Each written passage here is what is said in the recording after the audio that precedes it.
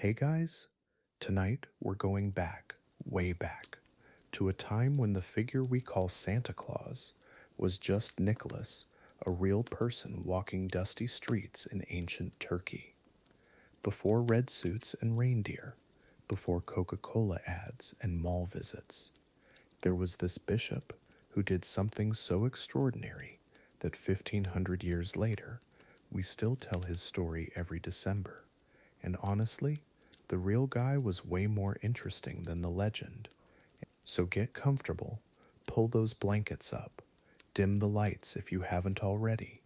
We're about to trace the most unlikely transformation in holiday history, from Turkish saint to global icon. If you're new here, consider subscribing to Sleepy Holidays and drop a comment. Where are you listening from tonight? What time is it where you are? I love hearing from you. Let's settle in and travel back through time together. Chapter 1: Celebrating Saint Nicholas, the Beginnings. Picture this: 4th century Anatolia, modern day Turkey, a small coastal town called Myra, where the Mediterranean laps against ancient stones. The Roman Empire is crumbling, Christianity is spreading like wildfire, and in this little port town, something extraordinary is happening. A young man named Nicholas has just inherited his family's fortune. What he does next changes everything. Nicholas wasn't born into poverty. His parents were wealthy merchants. When they died young, plague probably, Nicholas inherited everything: warehouses full of grain, gold coins, property, the kind of wealth that could set you up for life. Most people would have built a bigger house, married well, lived comfortably, but Nicholas, he started giving it all away. Not some of it, all of it, and that's where our story really begins. The first story about Nicholas, and this one's documented, involves 3 sisters. Their father couldn't afford dowries. Back then, no dowry meant no marriage. No marriage meant, well, let's just say the alternatives weren't good. Nicholas heard about their situation, so one night he climbed up to their window and dropped a bag of gold coins through the opening. Just like that, anonymous, no credit needed. But here's what gets me. He didn't stop at one bag. He came back for the second sister, then the third. 3 nights, 3 bags of gold. The father tried to catch him that third time, waited by the window all night. When Nicholas showed up, the man fell to his knees, wanted to thank him publicly. Nicholas made him promise to keep it secret. That became his signature move: anonymous generosity. Word got out anyway. Small town, you know?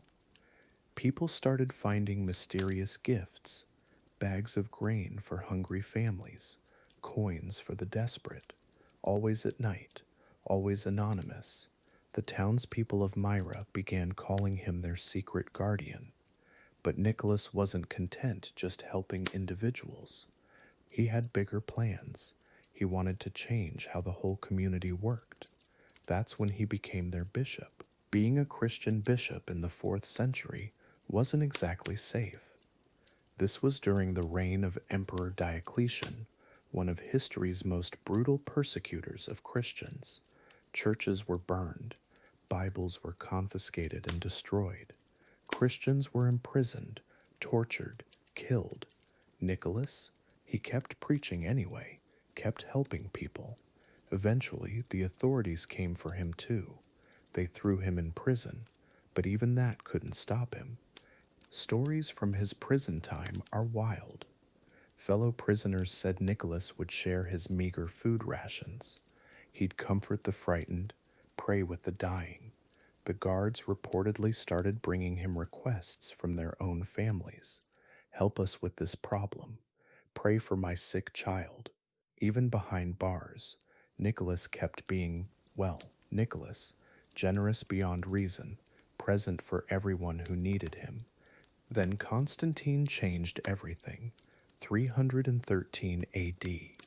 The Edict of Milan made Christianity legal throughout the Roman Empire. Prison doors opened.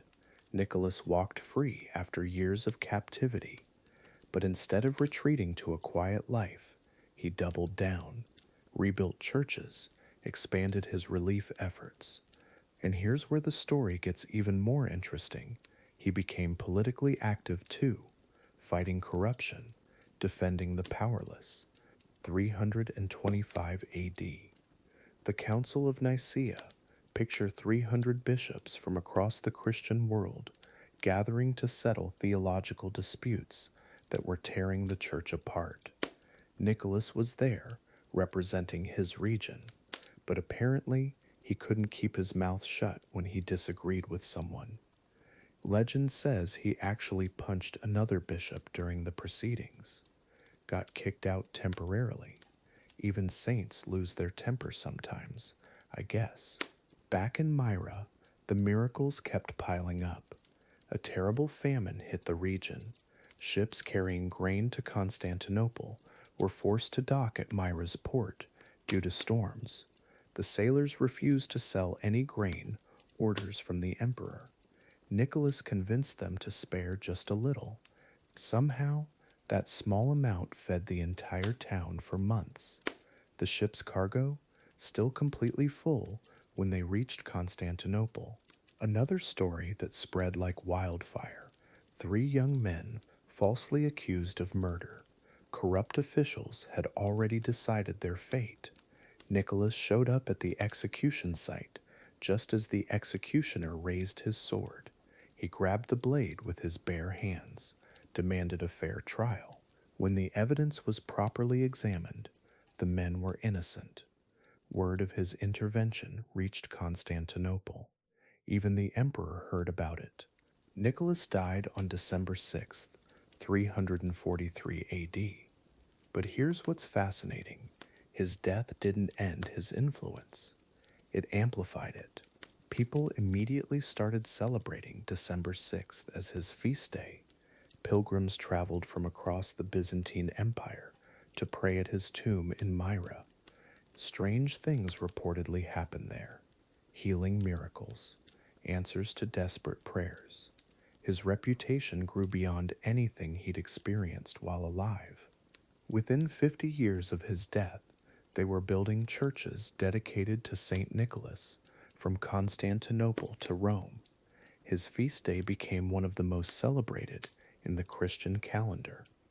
Children would leave shoes outside their doors on December 5th, hoping Saint Nicholas would fill them with treats and gifts. The tradition of anonymous giving, of helping others without seeking credit, became associated with his name. So there he is, the real Nicholas of Myra, a wealthy young man who gave away everything he owned, a bishop who punched people at church meetings, a saint who grabbed executioners' swords to save the innocent. Not quite the jolly old elf we know today. But you can see the threads, can't you? The nighttime visits, the anonymous gifts, the special attention to children. Our story has just begun.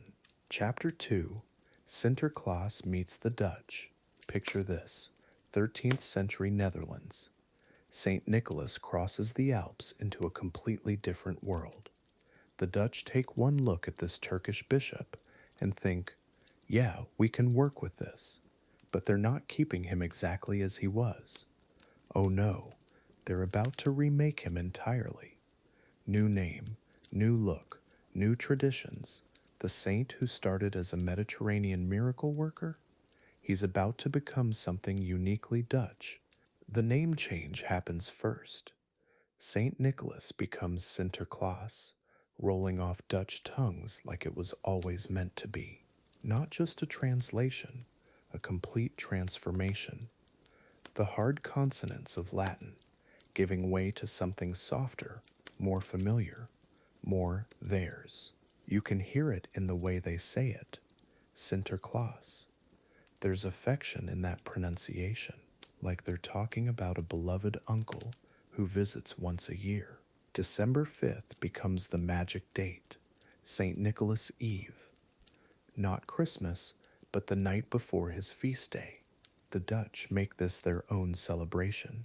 Houses fill with anticipation. Children polish their shoes until they gleam. Because tonight Sinterklaas arrives. The whole country holds its breath. From Amsterdam's narrow streets to tiny fishing villages, everyone's waiting. This isn't just a religious observance anymore. It's becoming something entirely different. Picture those medieval Dutch streets on December 5th. Candlelight flickering in windows, the smell of speculous spices drifting from every kitchen.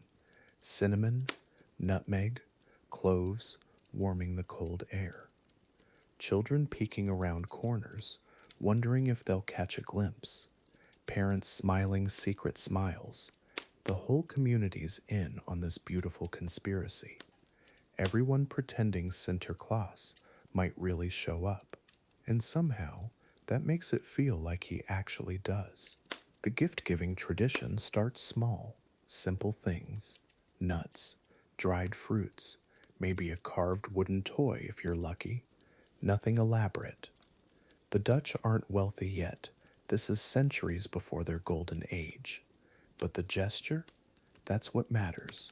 Sinterklaas leaves these little surprises in shoes, clogs usually, wooden shoes lined up by the fireplace, empty at bedtime, full of wonder by morning. Such a simple idea that becomes absolutely magical. Now here's where it gets interesting. Sinterklaas starts looking different. The Byzantine robes? Gone. Dutch artists paint him in something more familiar. A bishop's mitre, yes, but the clothing becomes warmer, more practical. Red robes lined with white fur make sense when you're dealing with Dutch winters. The Mediterranean saint is adapting to Northern European reality. Practical, sensible, very Dutch, function meeting tradition in the most beautiful way. The white horse appears somewhere around this time. Not reindeer, not yet. A single, magnificent white horse that can somehow travel across rooftops. Dutch logic at work. Horses they understand. Flying horses? Well, that's just Sinterklaas magic. Children leave hay and carrots for the horse. Water too, because traveling all night makes anyone thirsty. Even magical horses need proper care. The Dutch think of everything. Zwarte Piet enters the story here, though his origins are murky. Some say he's a Moorish page. Others claim he's just covered in chimney soot from all that rooftop travel. The Dutch of this era aren't questioning it much. They're too busy enjoying the tradition. Pete helps Sinterklaas deliver gifts, knows which children have been good, keeps track of the naughty ones too. Every magical figure needs a trusted assistant, right? December evenings in medieval Holland. Imagine them. Canal water reflecting distant candlelight. Windmill silhouettes against winter skies. Families gathering around warm hearths. The speculoos cookies baking, filling houses with that incredible scent. Cinnamon and nutmeg mixing with wood smoke. Children trying to stay awake, hoping to hear hoofbeats on the roof. Parents whispering, planning surprises. These aren't just traditions forming, they're memories being crafted that'll last centuries. The poems start appearing. Little rhymes attached to gifts. Sometimes funny, sometimes teasing. The Dutch love a good joke, even in their gift giving. Here's a small present for Willem the Slow. Next year, maybe he'll learn to tie his shoes just so. Gentle ribbing wrapped in affection. The gifts matter, but the connection matters more. These aren't random presents. They're personal, thoughtful. They show someone was paying attention to your life. Sinterklaas develops personality quirks. He's wise but also slightly absent-minded, kind but sometimes stern. He keeps a big book recording everyone's behavior. Very organized, very Dutch. but he's also forgiving. Second chances are part of his nature. This isn't a harsh judge. This is someone's beloved grandfather figure, strict when needed, generous when deserved. The perfect balance of authority and affection that defines the best Dutch parenting. The celebration spreads through every level of Dutch society. Rich merchants in Amsterdam, poor farmers in Friesland. Everyone adapts Sinterklaas to their circumstances. Wealthy families give elaborate gifts. Poor families make do with simple treats. But the joy? That's universal. The anticipation, the wonder, the sense that one night a year, magic is not only possible, it's practically guaranteed. Social class doesn't matter when Sinterklaas comes calling. Centuries pass. The tradition deepens, gets richer, more elaborate. Dutch artists paint Sinterklaas in their masterworks. Writers include him in their stories. He becomes woven into the national identity. Not just a religious figure anymore, but a cultural cornerstone. Part of what makes the Dutch, well, Dutch. The saint from Turkey has been completely adopted, naturalized, made citizen through centuries of love and adaptation. Then 1624 arrives. Dutch settlers board ships bound for the New World. They're carrying more than just belongings. They're bringing Sinterklaas with them, packed carefully alongside the practical necessities, their traditions, their stories, their December magic. New Amsterdam waits across the ocean, and Sinterklaas is about to meet a very different world, one that'll change him yet again. And picture those ships crossing the Atlantic, Dutch families huddled together, telling Sinterklaas stories to pass the time. Children asking if he'll find them in America, parents promising he will, hoping they're right. The traditions feel fragile out here on the endless ocean. Will they survive transplanting? Can Sinterklaas adapt to American soil? The Dutch don't know it yet, but they're about to find out. New Amsterdam's harbor appears on the horizon. The Dutch settlements take root, and with them, Sinterklaas plants his feet on American ground. He's already changed so much from that original Turkish bishop, from Mediterranean saint to Dutch folk hero. But America's going to transform him beyond anything he's experienced yet. The next chapter of his evolution is about to begin, and it's going to be wild. Chapter 3, A New World, Saint to Santa Claus. Picture New Amsterdam, 1664. Dutch families lighting their fires, children setting out shoes for Sinterklaas. But something's shifting in this melting pot of cultures.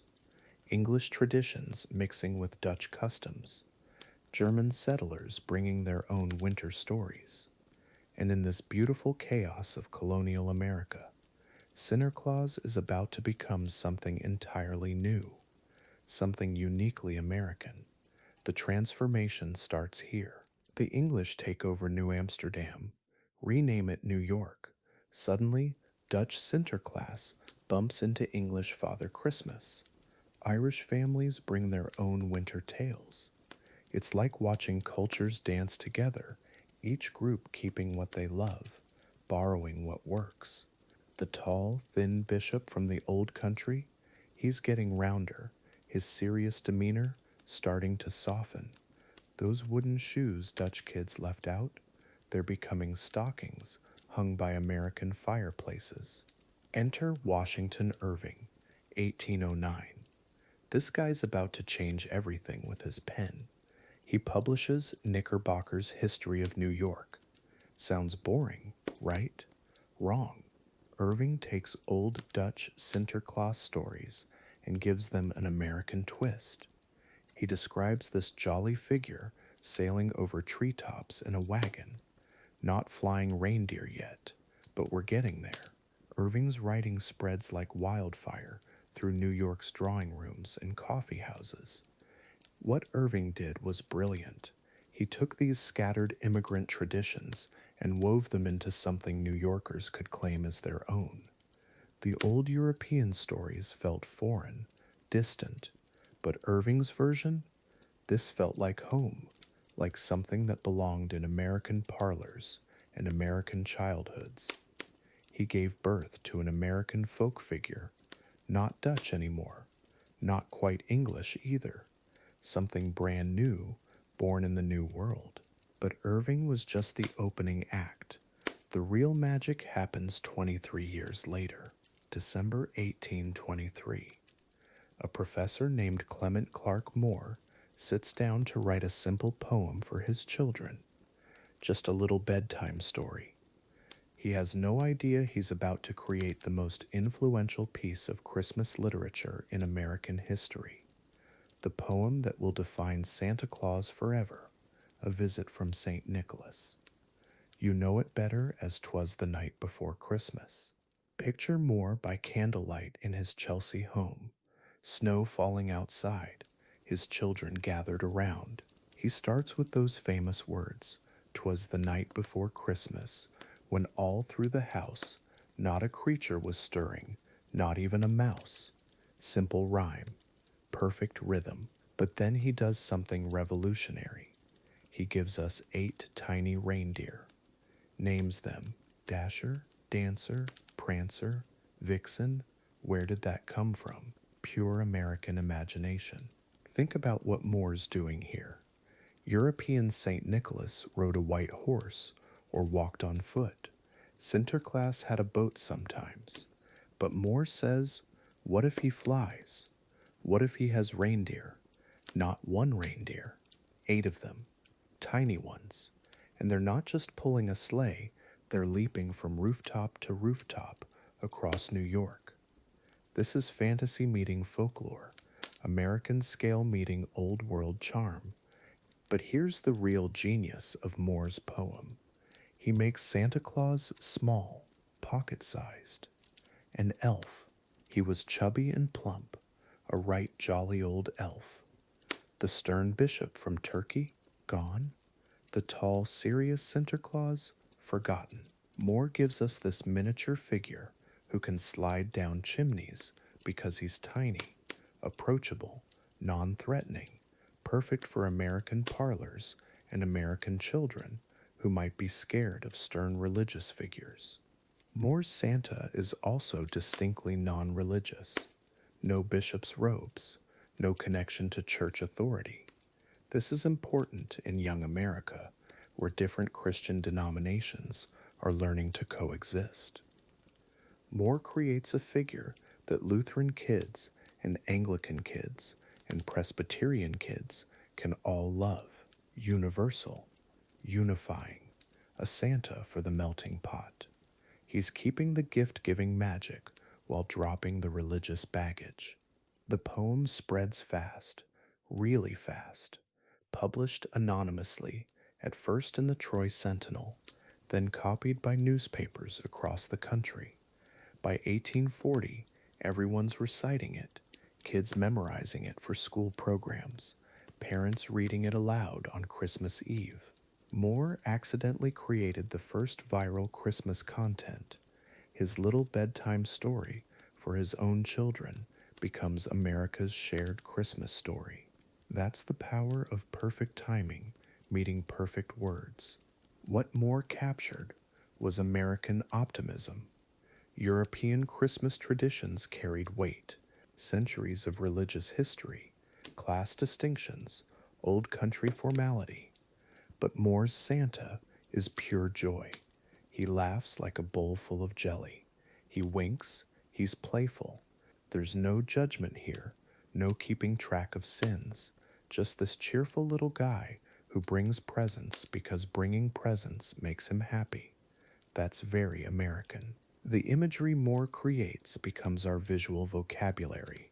The sleigh on the rooftop, stockings hung by the chimney, Santa filling them with toys. Before this poem, American Christmas looked like British Christmas, formal, religious, adult-focused. Moore makes Christmas about children's wonder, about magic happening while parents sleep. about waking up to surprises. He transforms Christmas from duty into delight. By 1850, Moore's Santa is everywhere. Toy makers use his description for dolls. Artists paint him exactly as the poem describes. Publishers print illustrated versions of the poem as Christmas gifts. What started as one father's bedtime story has become America's official Santa Claus. The Dutch Sinterklaas is fading into memory. Moore's jolly elf is taking over completely. Cultural transformation through the power of one perfect poem. But there's something else happening here. Moore's poem creates our modern Christmas Eve ritual. Before this, Christmas celebrations varied wildly. Some families celebrated on Christmas Day, others on January 6th. Moore gives us December 24th as the magic night, the night Santa comes, the night children go to bed early, hoping to hear sleigh bells. One poem standardizes American Christmas timing. Think about how radical this transformation was. In less than 50 years, America took a Turkish bishop, filtered him through Dutch folklore, mixed him with English traditions, and produced something completely new, a figure that belonged to no old country, claimed by no single church, an American Santa for an American Christmas. Moore's poem was the final stroke, the moment Sinterklaas officially became Santa Claus. By 1860, the transformation is complete. American children don't know about Saint Nicholas of Myra. They've never heard of Sinterklaas. They know Santa Claus, the jolly elf who lives at the North Pole, flies with 8 reindeer, and visits every good child on Christmas Eve. Moore's bedtime story has become American mythology. The foundation is set, but Santa's biggest changes are still coming. The real commercialization hasn't even started yet. Chapter 4: Victorian Reimagining of Santa Claus. By the 1860s, Santa was still kind of all over the place. Different artists drew him different ways, sometimes thin, sometimes fat, sometimes scary, sometimes jolly. Enter Thomas Nast, German immigrant, brilliant illustrator, and the guy who basically invented the Santa we know today. This is where Santa stops being a collection of random stories and becomes, well, Santa Claus. Nast wasn't just some random artist. This guy was sharp, political cartoonist for Harper's Weekly, the kind of illustrator who could change public opinion with a single drawing. He'd already helped bring down Boss Tweed with his cartoons. So when Nast decided to tackle Santa Claus in 1863, during the Civil War, actually, he brought that same level of detail and intention to the project. Picture this: Christmas 1863, countries tearing itself apart, families separated by war. Nast draws Santa visiting Union soldiers. But this Santa, he's different. Rounder belly, fuller beard, warmer eyes. Not the thin, sometimes creepy figure from earlier illustrations. This Santa feels like someone's grandfather, someone safe, someone who shows up when you need comfort most. And people noticed immediately. Over the next 20 years, Nast kept refining the image, each Christmas illustration adding new details. The red suit becomes standard. The workshop concept emerges. And here's something wild. Nast places this workshop at the North Pole. Not Norway, not Germany. The North Pole, this frozen, impossible place that somehow felt perfectly right for a magical figure who could travel the world in one night. The workshop itself, Nast imagined it as this bustling operation, elves everywhere, though he called them brownies initially, toy-making machines, assembly lines before Henry Ford made them famous, Santa as this benevolent factory owner, overseeing production with genuine care. It solved a practical problem too. Where do all these toys come from? Now there was an answer, a whole mythology behind the magic. And that famous list, naughty or nice, that's Nast too. Well, sort of. The concept existed in European folklore, but Nast made it visual. Drew Santa checking his records, consulting this massive book. Suddenly, Christmas wasn't just about gifts, it was about judgment, accountability. Kids had to be good all year, not just in December. Parents loved this. Santa became their ally in discipline. But here's what's fascinating about Nast. He wasn't just creating children's illustrations.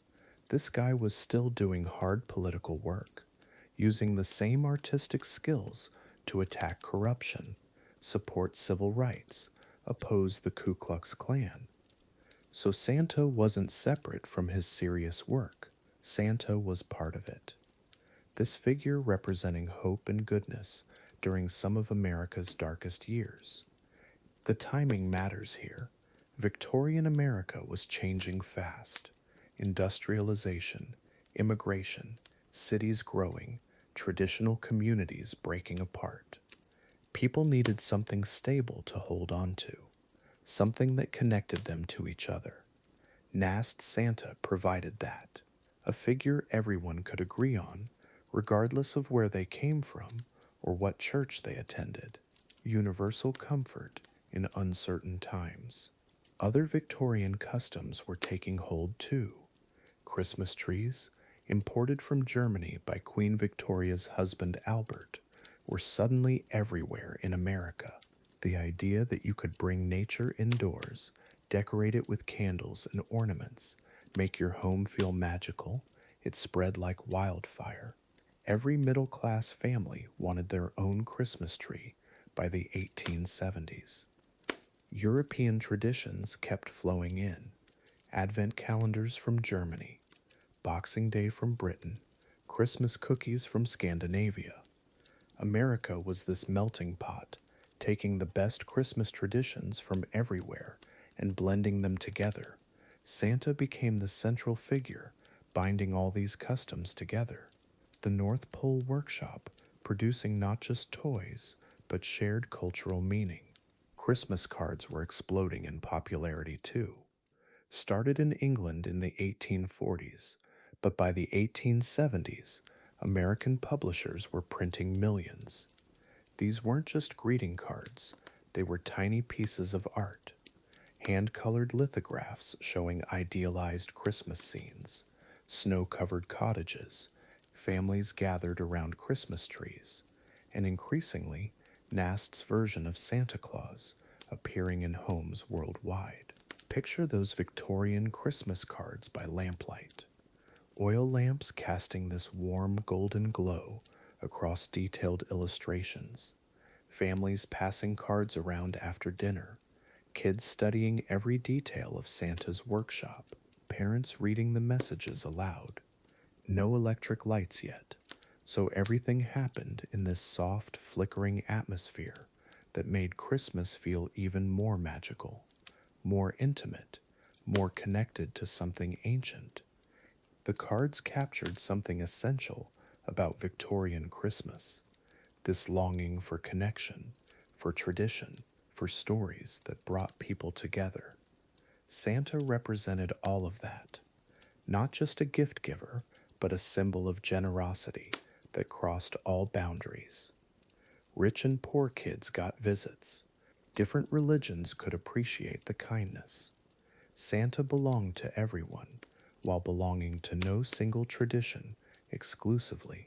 By 1880, Nast Santa was everywhere. Magazine covers, store windows, children's books. The image had standardized in ways that earlier versions never had. Other illustrators started copying Nast's details. The red suit, the North Pole Workshop, the systematic toy production. What had been loose folklore was becoming fixed mythology, and people embraced that consistency. They wanted their Santa reliable, There's something deeply human about what happened here. This need for shared stories, shared symbols, shared experiences that connect us across differences. Nast Santa gave Victorian America exactly that. A figure who embodied the best of human nature during a time when the worst was often on display. Kindness winning over cruelty, generosity defeating selfishness, hope surviving despair. And in those quiet Victorian evenings, families gathered around oil lamps, examining Christmas cards. There was something profound happening. Not just entertainment, not just decoration, but this ritual of reinforcing shared values through shared stories. Santa wasn't just visiting houses on Christmas Eve. He was visiting imaginations year round, building a mythology that would comfort generations facing their own uncertain times. Chapter 5, International Delights, Around the World Journey, December 24th.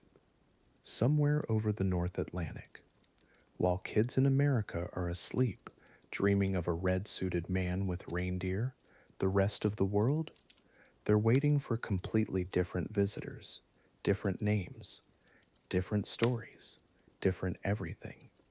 Tonight, we're following that magical flight path Santa supposedly takes. But here's what's wild. Every country he visits, they already have their own version of him, and some of these traditions, way older than our guy. First stop, the Netherlands. December 5th is the big night here, not the 25th. Sinterklaas arrives by steamboat from Spain.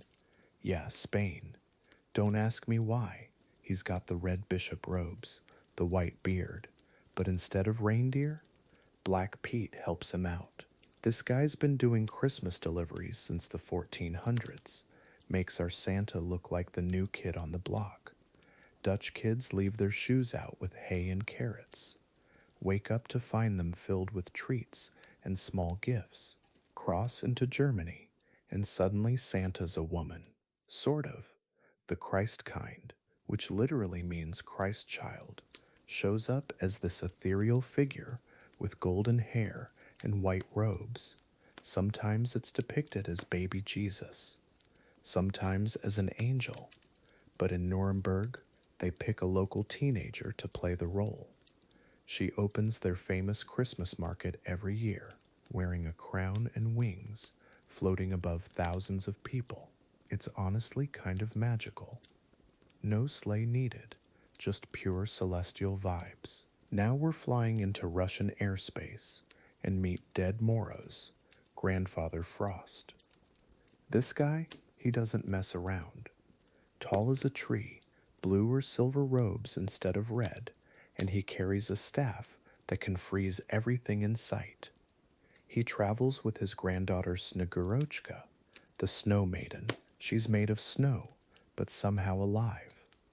They show up on New Year's Eve, not Christmas, because under Soviet rule, Christmas got complicated. But Dead Moros? He survived everything. Even Stalin couldn't cancel winter. South to Mexico, where Christmas gets warmer in every way possible. El Niño Dios, the Christ child, brings the gifts. But the real party? That's the Posadas. 9 nights of reenacting Mary and Joseph, searching for shelter. Neighbors go house to house, singing, carrying candles. When they finally get let in, piñatas, hot chocolate, tamales, kids don't hang stockings. They leave their shoes out on January 6th. Three Kings Day. That's when the real magic happens. Gifts Rosca de Reyes cake, and family everywhere. Italy's got La Befana, and she is not messing around. This witch flies on a broomstick, not a sleigh. Legend says she missed meeting the 3 wise men because she was too busy cleaning house. Now she's been searching for baby Jesus ever since. Every January 6th, she stops at every house with children. Good kids get candy and gifts. Bad kids, coal, real coal. and she'll tidy up while she's there because old habits die hard. Italian kids love her more than Santa. Down under in Australia, Christmas hits different when it's summer. The swagman wanders the outback with his bundle of gifts, following old bushman trails. But here's what's really interesting. Australian kids leave out beer and meat pies for Santa instead of milk and cookies. Makes sense when it's 90 degrees outside. Some families have their Christmas dinner on the beach, turkey and ham next to sandcastles. Carols by candlelight happen in parks under the Southern Cross. Christmas in flip-flops and sunscreen. Wild. Japan's Christmas game is completely different. Hotei is one of the 7 lucky gods, and he's got eyes in the back of his head. Literally, he sees everything. Kids better be good, but modern Japan? They borrowed our Santa and made Christmas about fried chicken. KFC specifically. Christmas Eve in Japan means Kentucky Fried Chicken dinner. They take reservations months in advance. It started in the 1970s with a marketing campaign. Now it's tradition. Colonel Sanders probably never saw that coming. Christmas cake for dessert, but no presents until New Year's. Spain keeps it old school. Three Kings Day is everything. Melchior, Gaspar, and Balthasar. January 5th. Kids leave their shoes out with straw and water for the camels. Yeah, camels. These wise men traveled from the east, remember? The next morning, shoes are filled with gifts. But the night before, parades everywhere, elaborate floats, people throwing candy to crowds. The kings themselves show up in person, waving to thousands of children. It's like Mardi Gras met Christmas and had the most beautiful baby. Iceland's got 13 Christmas visitors. The Yule lads. They're trolls, basically, but mischievous, not scary. Each one has a weird specialty. Stekkjastor harasses sheep. Giljagor hides in gullies to steal milk. Stufur is abnormally short and steals pans to eat crust. For 13 nights, kids leave shoes in windows. Good kids get small gifts. Bad kids get potatoes. Their mother is Grilla, a giantess who eats naughty children. Their pet is the Christmas cat, who devours anyone not wearing new clothes. Iceland doesn't play around.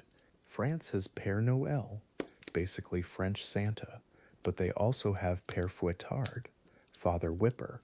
This guy's job is literally to punish bad children, while Père Noël rewards the good ones.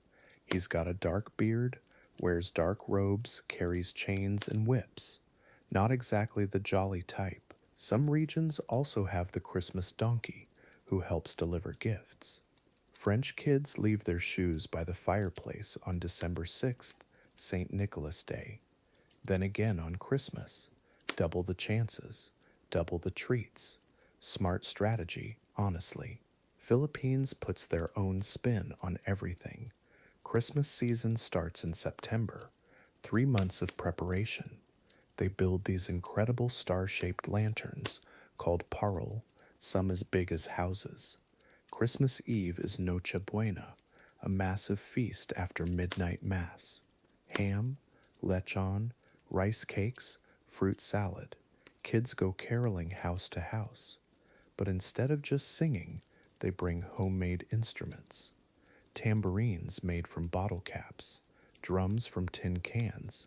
The whole neighborhood becomes a traveling band. It's loud, joyful, and goes until dawn. Brazil's Papai Noel wears red silk because it's blazing hot in December. Summer Christmas means beach barbecues and swimming pool parties.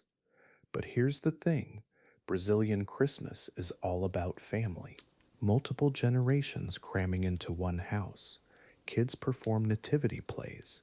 Everyone exchanges gifts at midnight on Christmas Eve.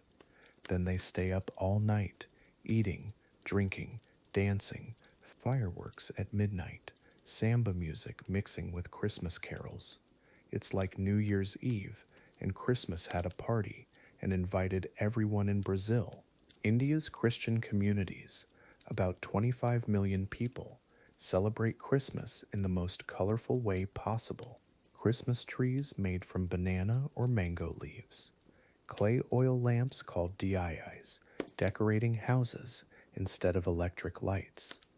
Midnight Mass followed by biryani and curry. In Kerala, they make these incredible sand sculptures of nativity scenes on beaches. Stars cut from palm leaves hang everywhere. Street vendors sell paper stars and Santa hats.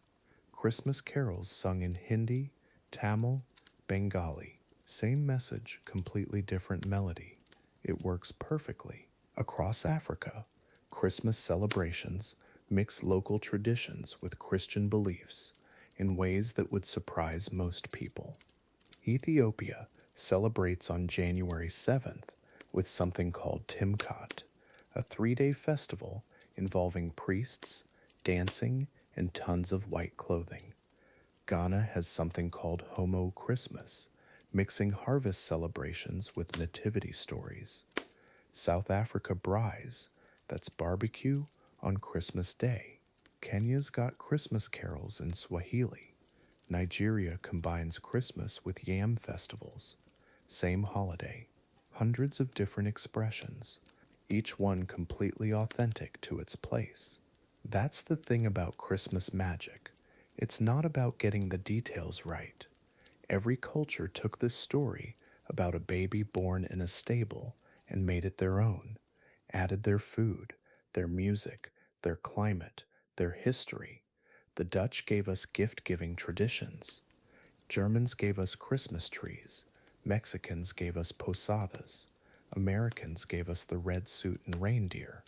But underneath all these different costumes and customs, the same feeling: hope, generosity, family, wonder. Maybe that's what makes it truly universal. Chapter 6: Coca-Cola's Splash of Red. Santa modernized. The year is 1931. America's deep in the Depression, but one company's about to make Christmas history. Not through charity or goodwill, but through advertising genius.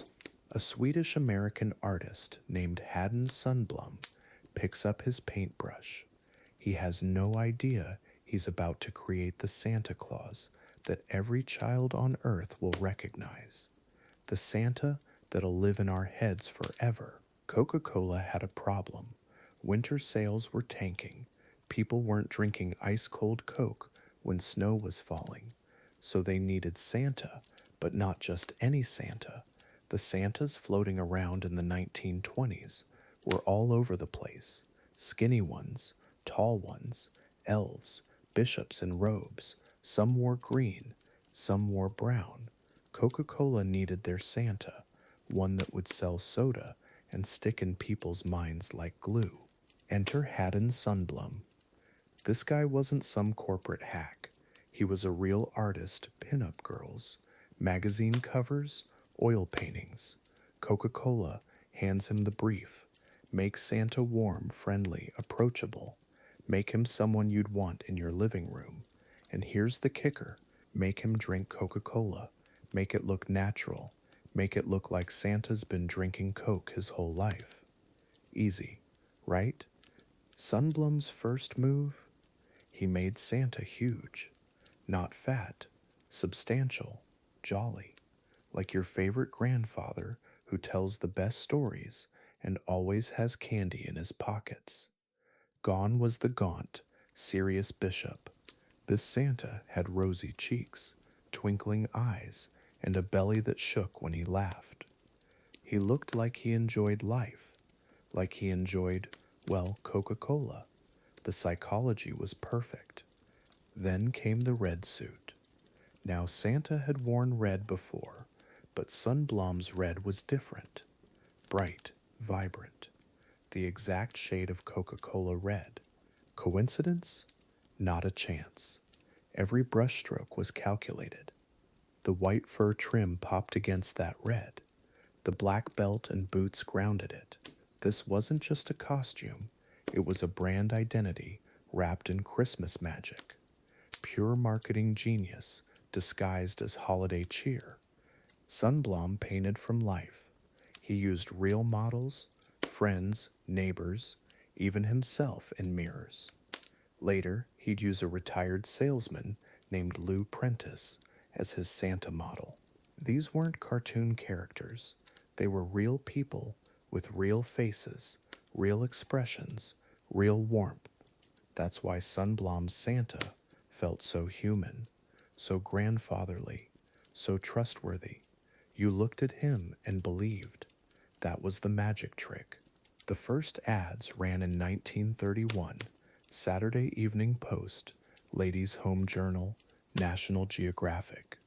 Millions of Americans saw Sunblom's Santa sipping Coca-Cola by the fireplace, taking a break from his Christmas duties. The image was cozy, domestic. Santa wasn't some distant mythical figure anymore. He was practically family. And if Santa drank Coca-Cola, well, maybe you should too. The sales numbers don't lie. But here's what Coca-Cola probably didn't expect. Their marketing campaign accidentally became cultural doctrine. Kids who grew up with Sunblom's Santa in the 1930s, they became parents in the 1950s. They decorated their homes, bought their ornaments, told their children stories based on this version. The Coca-Cola Santa wasn't just an ad anymore. It was childhood memory. It was tradition. Other companies jumped on the bandwagon. Department stores hired Santas who looked like Sunblom's paintings. Greeting card companies copied the style. Hollywood movies used the same visual language. Even Christmas decorations started matching the Coca-Cola aesthetic. What began as one company's advertising strategy became everyone's Christmas playbook. The standardization was swift and total. Resistance was futile. The global spread was incredible. American magazines went overseas. Hollywood movies played in foreign theaters. Coca-Cola expanded internationally, taking their Santa with them. By the 1950s, kids in Tokyo, London, and Sao Paulo were all drawing the same Santa. The same red suit, the same jolly face, the same round belly. Cultural imperialism through Christmas imagery. It was fascinating and terrifying. Think about what this meant for children. Before Sunblom, Santa was flexible. Different families, different regions had different versions. Kids could imagine Santa however they wanted. But after the Coca-Cola campaign, Santa became standardized, fixed. There was only one right way Santa looked, one official version. The corporate Santa had conquered the mythological Santa. The brand won. Sunblom painted Santa for Coca-Cola campaigns until 1964, 33 years of Christmas magic. His final paintings showed Santa in increasingly domestic settings, reading letters from children, feeding reindeer, relaxing at the North Pole. Always with that Coca-Cola bottle nearby, always in that perfect red suit. The imagery became more detailed, more refined, more permanent, like it was always meant to be this way. The consolidation was complete by the 1960s. All those competing Santa traditions, the Dutch Sinterklaas, the German Christkind, the British Father Christmas, they didn't disappear, but they got absorbed.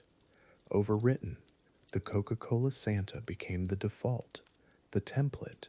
When people around the world closed their eyes and pictured Santa Claus, they saw Haddon Sundblom's creation. They saw corporate America's gift to global Christmas culture. The irony is beautiful. A soft drink company trying to boost winter sales accidentally created the most enduring Christmas icon in human history. More recognizable than any religious figure, more consistent than any folk hero. Sunblom's Santa transcended advertising. He became mythology, real mythology, born in a Madison Avenue agency, painted with corporate colors, spread through mass media, the 20th century's greatest mythological creation. Today, when we see Santa's cherry red suit against fresh snow, we're seeing Haddon Sundblom's vision. When kids leave milk and cookies by the fireplace, they're participating in traditions shaped by Coca-Cola marketing. When shopping malls hire Santas, they're casting actors to match a corporate brand. The line between commerce and culture disappeared completely. Christmas became a Coca-Cola commercial that never ended.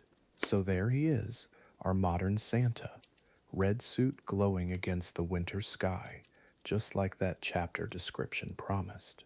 But now you know the truth. That jolly face, that perfect red suit, that grandfatherly warmth. It wasn't ancient magic or timeless tradition.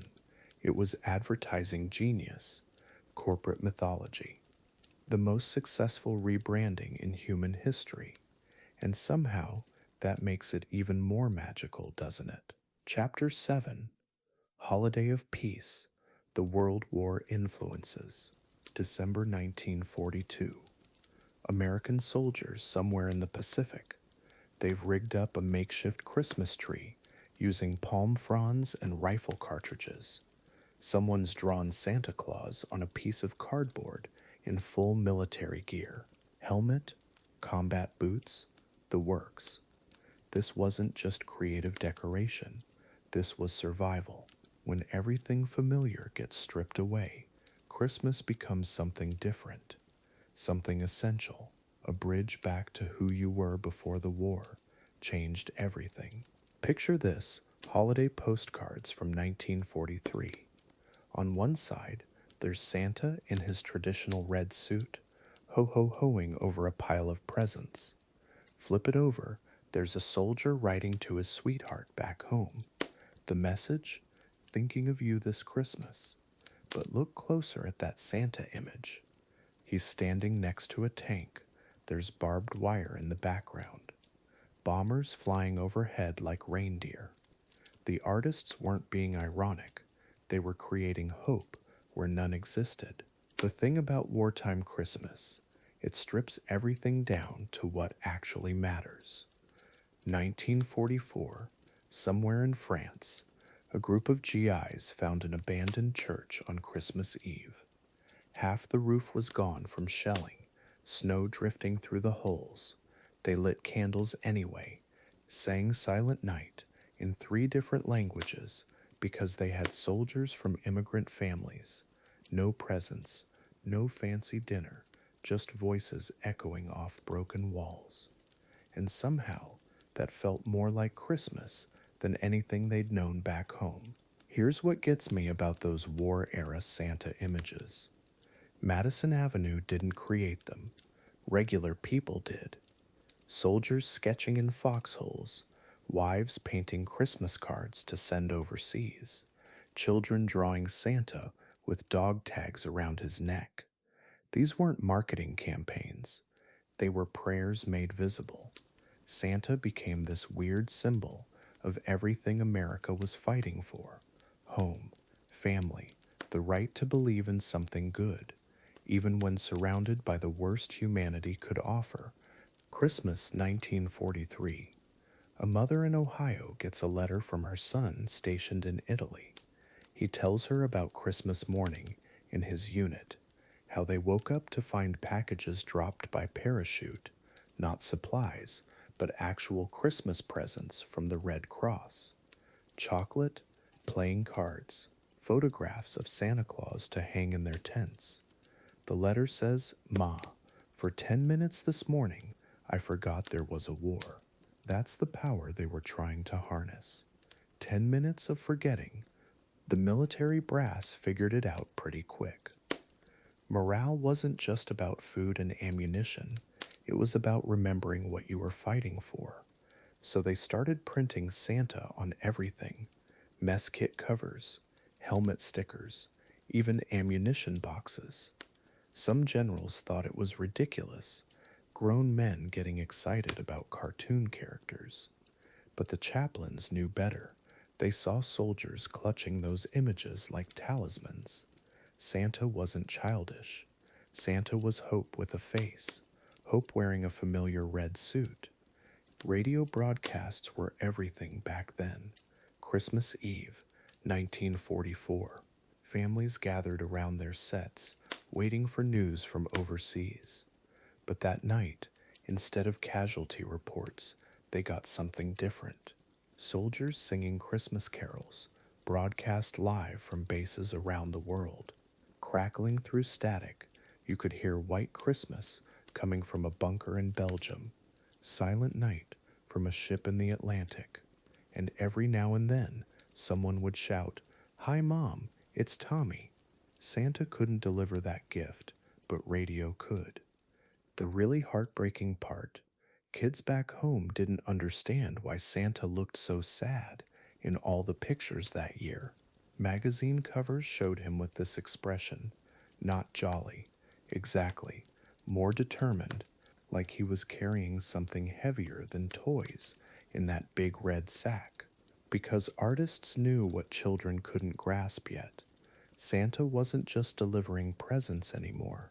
He was delivering hope to places where hope was scarce, carrying Christmas to people who might not live to see another one. There's this photograph from Christmas 1943. Army base in England. Soldiers lined up at makeshift tables, getting their Christmas dinner. Turkey, mashed potatoes, the works. And there, hanging behind them on the mess hall wall, someone had painted this massive Santa Claus. But he's not in his workshop at the North Pole.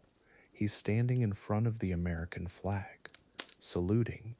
The message was pretty clear. Even Santa was doing his part. Even Christmas was enlisted in this fight. Letters from soldiers to their families tell the real story. Dear Susan, I know Santa might not find me over here, but tell the kids I'm helping him out. We're all helping him out. These guys, 19 and 20 years old, turning themselves into Santa's helpers so their little brothers and sisters wouldn't lose faith. Writing home about how they were Santa's special assistants, making sure Christmas reached every corner of the world, even the dangerous corners, even the places Santa's sleigh couldn't go. The Christmas true stories mostly come from World War I, but there were moments in the Second War too. Quiet understandings, an unspoken agreement not to shoot on Christmas morning, medics from both sides tending wounded in the same field hospital, sharing chocolate and cigarettes. Not organized truces, just human moments breaking through. And you know what soldiers found in enemy bunkers after those moments? The same pictures of Santa, different languages on the postcards, same red suit, same desperate hope for home. Factories back home weren't just making weapons, they were making Christmas miracles. Women working double shifts, then staying late to wrap packages for soldiers overseas. Every package had the same thing tucked inside somewhere, a little Santa figure, or a Christmas card, or a candy cane. Something to say, we didn't forget what day it is. Production lines that built bombers during the day became Christmas workshops at night. War industry by day, North Pole by night. Both working toward the same goal, bringing the boys home. Hollywood got involved too. Christmas movies made during the war years weren't about shopping or decorations.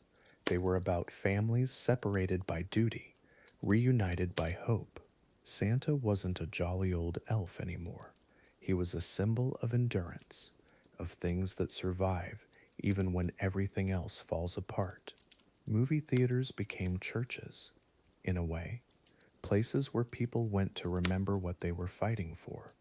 And Santa was always there on screen, reminding them that some things are too important to let die. By 1945, Santa looked different in every picture, battle-tested, worn down but not worn out. Artists stopped drawing him as this untouchable figure from a winter wonderland. Now he looked like someone who'd seen things, someone who'd been to the dark places and come back with stories he'd never tell the children. Santa with mud on his boots, Santa with concern in his eyes, Santa who understood that sometimes Christmas has to be fought for, that peace isn't free, that hope requires courage. The war ended in 1945, but those images lingered. Santa wearing dog tags, Santa surrounded by candles in bombed churches, Santa painted on the sides of planes that never made it home. These weren't just wartime propaganda, they were evidence of something deeper, proof that human beings will find ways to keep beauty alive, even in the ugliest circumstances. That Christmas, real Christmas, isn't about perfect circumstances. It's about refusing to let circumstances kill what matters most to you. When the soldiers finally came home, they brought those wartime Christmas memories with them, the makeshift trees, the improvised carols, the way Santa looked when he had to carry hope instead of just toys. And somehow, Christmas got deeper after that. Less about the perfect celebration, more about celebrating despite imperfection. Less about having everything, more about being grateful for anything. The war changed Santa, but maybe that's how Santa got real, by learning to show up even when showing up was dangerous. Chapter 8: The Post-War Boom and Commercialization. 1945. World War II is over. American soldiers come home to suburbs and steady paychecks. Factories that made tanks? Now they're churning out toys and televisions. Department stores expand. Shopping centers pop up like mushrooms after rain. And right in the middle of all this abundance, Santa Claus is about to become bigger than anyone imagined. Way bigger. Picture this. It's November 1947. Macy's unveils their Christmas window display. Kids press their faces against the glass, breath fogging up the windows. Inside, a winter wonderland with mechanical elves and a life-size Santa's workshop. Other stores scramble to compete. Gimbals, Marshall Fields, each trying to out-Santa the competition. The Christmas arms race has begun, and Santa, he's the ultimate weapon in retail warfare. The suburbs change everything. Families with disposable income, two-car garages, kids who've never known want like their parents did during the Depression. Christmas morning becomes a showcase of abundance. Living rooms buried under wrapping paper, bicycles and dollhouses, and electric trains. Santa's not just bringing gifts anymore, he's delivering the American dream, one chimney at a time. Television makes Santa omnipresent. 1949, kids gather around flickering screens to watch Christmas specials. Santa appears in commercials for everything: soap, cigarettes, even used cars. His image multiplies across the airwaves. Department store Santas on every corner. Mall Santas in every shopping center. Suddenly, Santa's everywhere at once. Magic or marketing? Maybe both. The toy industry explodes. Before the war, kids got oranges, nuts, maybe a wooden toy. After, entire aisles dedicated to Christmas wishes. Mattel, Hasbro, companies that understand something profound. Childhood imagination is infinitely profitable. They don't just make toys, they manufacture desire, and Santa becomes their most effective salesman, promising everything under the Christmas tree. Christmas shopping becomes a seasonal ritual. Thanksgiving Thursday, families gather. Friday morning, the stampede begins. Stores open early. Shoppers line up in the pre-dawn darkness. The term Black Friday won't exist for decades, but the madness does. Department stores discover something magical. Scarcity creates urgency. Limited supplies, doorbuster deals, Santa's workshop meets supply and demand economics. The Christmas catalog becomes scripture. Sears, Montgomery Ward, J.C. Penney, thick books of glossy possibilities arriving in mailboxes nationwide. Kids circle their favorites with colored pencils. Parents quietly calculate budgets. These aren't just catalogs, they're wish books, dreams bound in paper, and every page features Santa's implicit promise that good children deserve everything they want. Credit makes Christmas bigger. Buy now, pay later. Department store charge cards, layaway plans that let families afford what they couldn't buy outright. Christmas debt becomes as traditional as Christmas dinner. Parents work extra shifts to fund their children's wonder. The cost of magic keeps climbing, but seeing those little faces Christmas morning, somehow worth every payment. Madison Avenue discovers Christmas gold. Advertising agencies craft campaigns around family togetherness, holiday happiness, the perfect Christmas morning. They're not selling products anymore, they're selling emotions, memories, the promise that the right gifts create the right feelings. Santa becomes the face of aspirational living. Commercial Christmas is born. Shopping malls rise like cathedrals to consumption. Climate-controlled wonderlands where families can shop year-round. But Christmas, that's when malls truly shine. Elaborate decorations, twinkling lights, and at the center of it all, Santa's throne. Kids wait in long lines for their moment with the jolly man. Photos with Santa become another Christmas tradition, another revenue stream. The Christmas rush intensifies each year. Store employees work double shifts.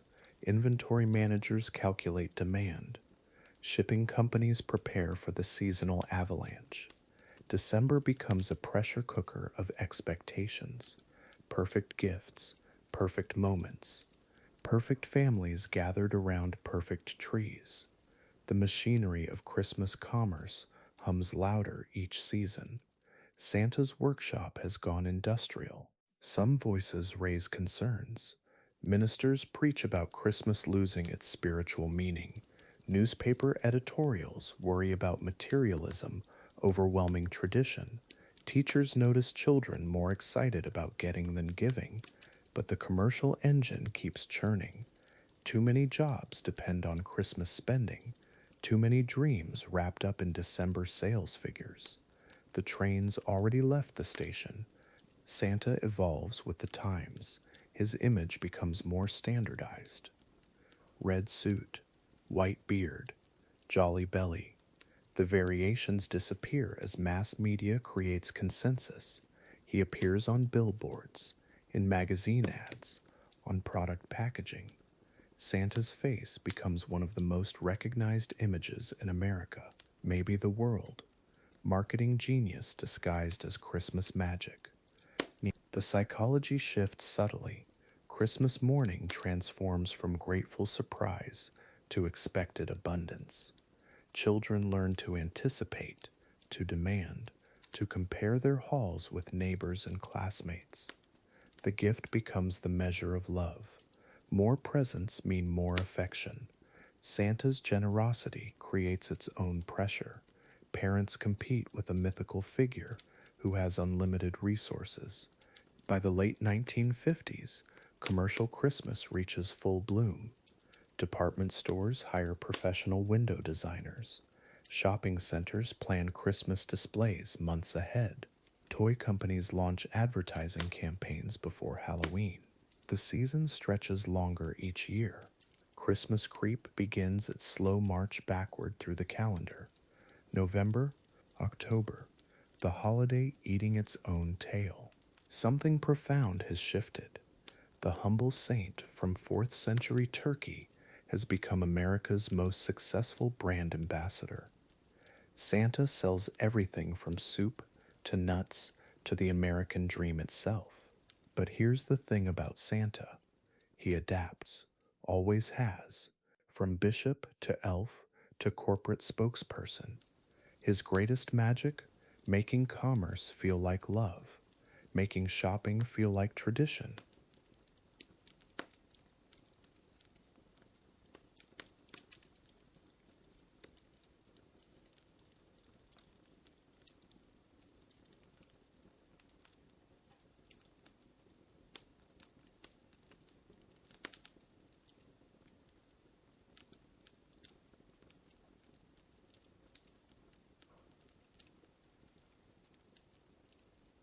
Chapter 9: Santa in Pop Culture, Movies, Music, and Beyond. Here's where things get really interesting, because by the 1900s, Santa wasn't just living in stories anymore. He was everywhere: movie screens, radio waves, television sets, and each time he showed up, he got a little more standardized, a little more like the Santa we all know. But also, each appearance added something new to his legend. Think about it. Before movies, your Santa looked however your family's Santa looked. Maybe he was tall, maybe short, maybe his coat was blue or brown, but then Hollywood got involved, and suddenly everyone's Santa started looking the same. That's the power of mass media. It doesn't just reflect culture, it creates it. One movie at a time, one song at a time. 1947, Miracle on 34th Street hits theaters. And this movie, this changed everything because it wasn't just about Santa being real. It was about believing in Santa being real, about faith and wonder and the magic of Christmas spirit. Edmund Gwenn played Kris Kringle so perfectly that he won an Oscar for playing Santa. Think about that. But then 1949 rolls around, and Johnny Marks writes this little song called Rudolph the Red-Nosed Reindeer. Gene Autry records it, and suddenly, Santa has a whole backstory we never knew about. 9 reindeer now, not 8. And the misfit reindeer? He's the hero. This one song literally rewrote Santa's mythology, added a character everyone now considers essential. Christmas music gets completely transformed too. White Christmas, Silver Bells, Let It Snow. These aren't traditional carols, these are pop songs written by Jewish songwriters in New York, mostly. Irving Berlin, who wrote White Christmas, never celebrated Christmas, but he created the most popular Christmas song ever recorded. That's America for you. Everyone contributes to the mythology.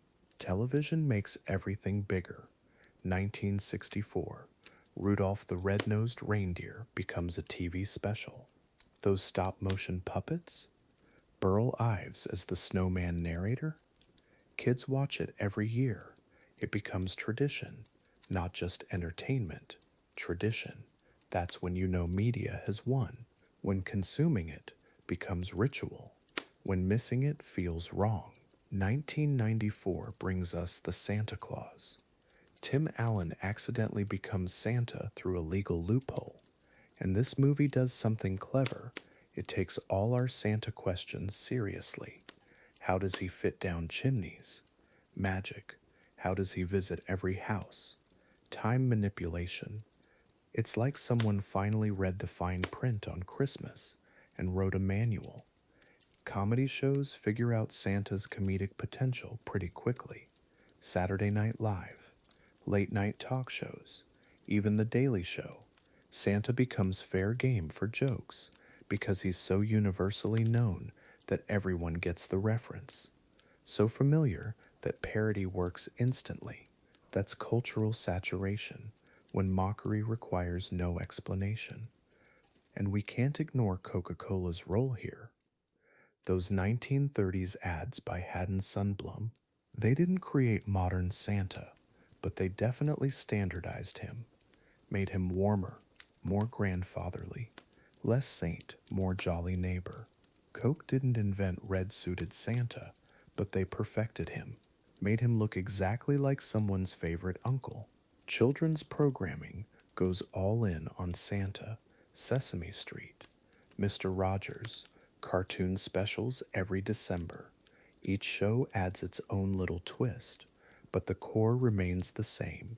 Santa loves children. Santa rewards good behavior. Santa makes Christmas magical. These shows become the primary way kids learn who Santa is, more than family stories, more than books. Shopping malls figure out they need Santas too. Every mall, every department store, kids line up for photos. And these mall Santas, they have to match the media version. Red suit, white beard, jolly laugh. Can't deviate from the script, because kids know exactly what Santa should look like. Media taught them, media set the standard. Advertising embraces Santa completely. Every product gets a Christmas version. Santa's selling cars, phones, insurance, fast food, and it works because Santa represents generosity, joy, reward. He's the ultimate endorsement. If Santa approves of your product, well, Santa knows what's good for families. Santa can be trusted. Other countries adapt Santa for their own media. Japanese Santa looks slightly different. Mexican Santa incorporates local traditions. British Santa maintains some Victorian formality, but the basic template, that's universal now. Red suit, white beard, reindeer, North Pole. Global media created a global Santa, cultural imperialism through Christmas cheer. Modern streaming services go Santa crazy every December. Netflix Christmas movies, YouTube Santa videos, TikTok Santa content, social media Santa memes. The platform changes, but Santa adapts. He's endlessly flexible. Ancient saint, colonial Dutch figure, Victorian invention, corporate mascot, internet personality. Whatever the medium needs, Santa becomes. Here's what's really wild though. Media didn't just spread Santa's image, it created shared memories that feel personal. Everyone remembers watching Rudolph as a kid. Everyone knows the words to Jingle Bells. Everyone has a favorite Christmas movie. Mass media created intimate experiences, made millions of people feel like they share the same childhood. That's the real power of media in shaping traditions, not just telling us what Santa looks like, but making us feel like we've always known him, making commercial creations feel ancient and sacred, making shared fantasies feel like personal truth. Media didn't just document Santa's evolution, media became Santa's evolution. Chapter 10, Santa's Helpers, the Mall Santa Phenomenon. November mornings in shopping centers across America. The smell of cinnamon rolls and pine sol. Christmas decorations going up 3 days after Halloween. And somewhere in the back offices, a very specific kind of job interview is happening. These aren't your average seasonal workers. These are the men who'll become magic, professional mall Santas. And the training, way more intense than you'd think. Santa School. That's what they actually call it. 8 hours of workshops. Voice coaching, how to drop your register just right without sounding fake. Body language lessons, the perfect ho-ho-ho. Not too loud for little ears, not too quiet for the back of the line. And the beard maintenance, yeah, that's a whole class by itself. Because nothing ruins Christmas magic like a crooked whisker. Then there's the unwritten code. Rule 1, never break character. Ever. Kid asks how you got skinny. You've been eating more vegetables this year. Kid notices your sneakers under the red suit. Those are special North Pole boots. Rule 2, every kid gets the same amount of attention. Rich kid, poor kid, doesn't matter. 3 minutes each. Rule 3, no promises about presents. That's between them and their parents. Picture this: Northgate Mall, December 15th, 2 p.m. The line snakes around the food court, past Spencer's, past GameStop, all the way to the pretzel stand. 47 kids waiting, ages 2 to 12, plus their parents, grandparents, aunts with cameras, all watching, all expecting magic. And there's Harold, 63-year-old retired accountant, sitting in a velvet throne, making it happen, one kid at a time. The tough ones come first. 8-year-old Marcus, arms crossed, doesn't believe anymore, but mom's making him take the picture. Santa leans in. Between you and me, kiddo, I know you're getting too old for this, but your little sister's watching. Think you could help me out here? Marcus uncrosses his arms, whispers his sister's Christmas wish instead of his own. Magic happens in the quiet moments. Then there's Emma, 4 years old, climbs right up on Santa's lap like they're old friends, tells him about her goldfish that died last week, wants to know if pets go to heaven. This isn't in the Santa training manual. Harold takes a breath. Well, Emma, I bet your goldfish is swimming in the most beautiful pond up north, probably teaching the reindeer how to swim. She grins. Her mom cries a little. The mall transforms around Christmas. Those sterile corridors become something else entirely. Twinkling lights reflect off polished floors. The fountain gets surrounded by fake snow and candy canes. Salvation Army bells ringing by the entrance. Kids pressing their faces against toy store windows. And right in the center of it all, Santa's workshop, complete with animatronic elves and a mailbox for letters. Harold's been doing this for 12 years now. Started after his wife died. Needed something to fill December. First year was rough. Didn't know what to say when kids asked for impossible things. Dead grandpas to come back. Parents to stop fighting. Now he's learned. You listen. You nod. You tell them Santa's working on it. Sometimes that's enough. Sometimes it's everything. 3-year-old Tyler won't stop crying, terrified of the beard. His dad's getting frustrated. Other kids in line are staring. Harold takes off his hat, speaks in his regular voice. Hey buddy, want to see something cool? Shows Tyler the little bell sewn inside his hat, lets him ring it. Every time this rings, one of my reindeer learns a new trick. Tyler stops crying, rings the bell 6 more times. The photographers have seen everything. Kids who puke on Santa's boots, kids who fall asleep mid-conversation, kids who ask Santa why he's black this year when last year he was white. Harold handles it all. Different mall, different Santa, we're all part of the same team, up north. Diversity in the workshop. The kids buy it completely.